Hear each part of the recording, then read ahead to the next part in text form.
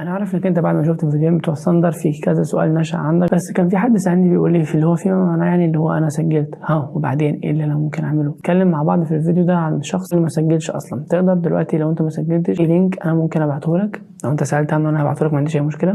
لو سجلت من خلاله هتاخد انت وانا هاخد هديه توصل ل 1000 جنيه لما تعمل اول استثمار ليك عند ثاندر. الهديه دي توصل ل 1000 جنيه انت بتاخدها وانا باخدها. لو انت سجلت من غير ما تسالني على لينك مش هتاخد حاجه. ليه تعمل كده؟ ما انت ممكن تسال على لينك بس هتدور على الاستفاده بتاعتك اللي هي الهديه توصل ل 1000 جنيه تقريبا. تبدا الفلوس اللي انت هتاخدها منهم كهديه دي تبدا تستثمر برضو فيها، لان هي مش قابله انك تاخدها ككاش في الاخر، لازم تستثمر بيها.